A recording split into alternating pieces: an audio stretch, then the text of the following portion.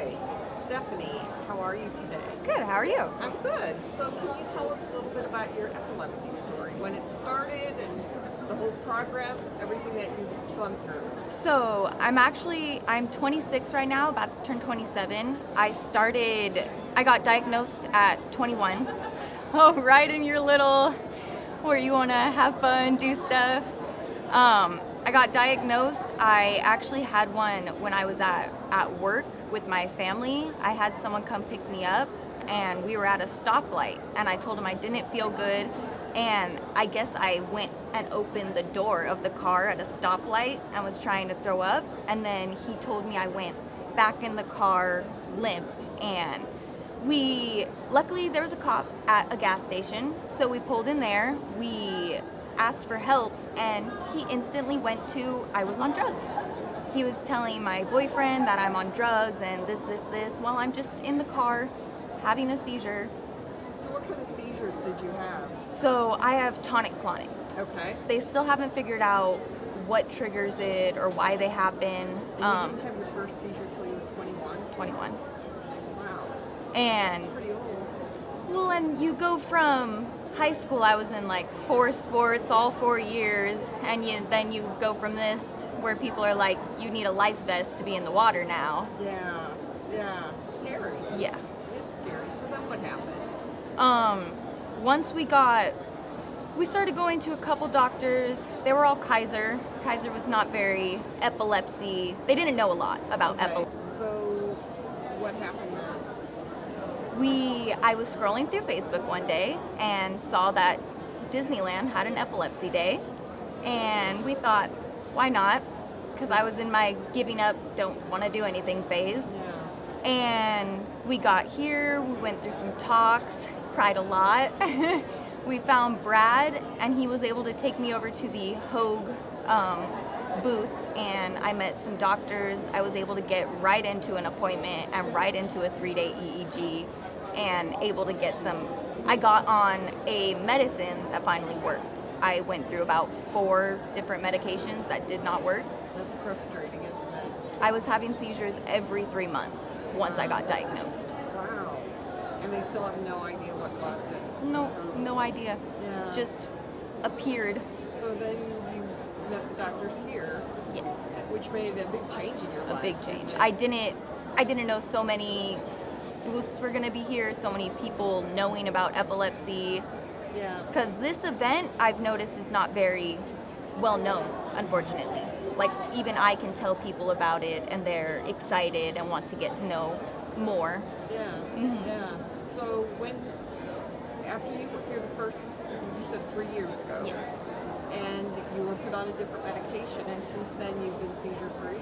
Yes. So when I first got diagnosed, I was on the usual, like, Keppra.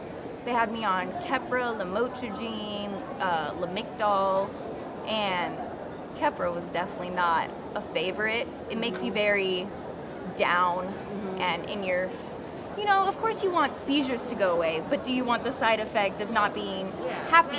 Yeah. So once we got me off that, I was introduced to Breviact, and Breviact is a lot better. I'm almost 2 years seizure-free since we started that, and I was able to drop a medicine because of it. So now I'm only on 2 instead of 3. That's great. So what is your prognosis? Or they just feel like you're going to be on these meds, and this is what's going to control the seizures? So that's where we are right now. Okay. I want to see if I can go further to either hopefully just getting rid of medicine, but right now I just want to know why. Yeah. Like, I want to know where it is, why it happened, why all of a sudden. Yeah. And so if you said you tell people about this event, what do you tell them? What does it do for you? What to come here, and what would they be able to gain from being here? It's very nice seeing everyone that has epilepsy. Everyone's different, everyone's body is different, but it's nice to know we're all in the same situation. Yeah. And hearing the talks about, I like the talks where people talk about their experience in general, because you can feel that, and there are definitely emotional moments in the expo. Yeah.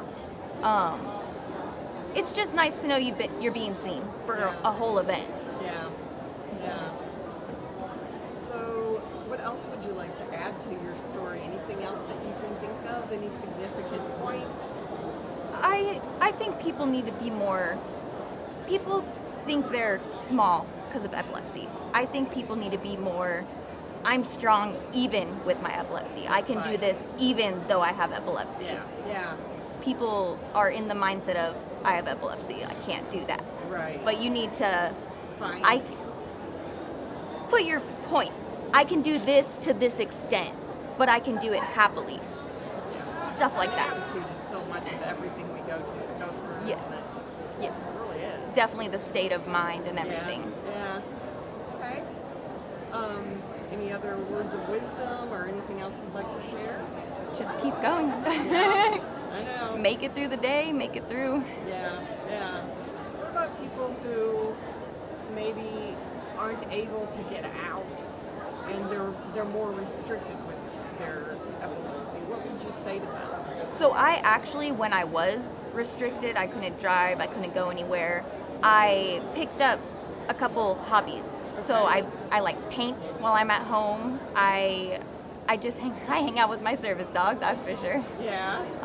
But it's nice to just get out, walk around the park. Even I picked up painting, I did reading, I've been doing little like bracelet makings, little stuff to keep you busy. Yeah. You definitely don't want to just give up. Exactly. Right. Because I've been there and I don't want to be back there. No, I don't blame you. Mm-hmm. It's easy to get to that point. Exactly. Gotta control the thoughts, right? I even have around my house little postcards with affirmations on them. Mm-hmm. You got this. You can make it through the day. Stuff like that. Yeah. Mm-hmm. Okay. Thank you. Of course. Anything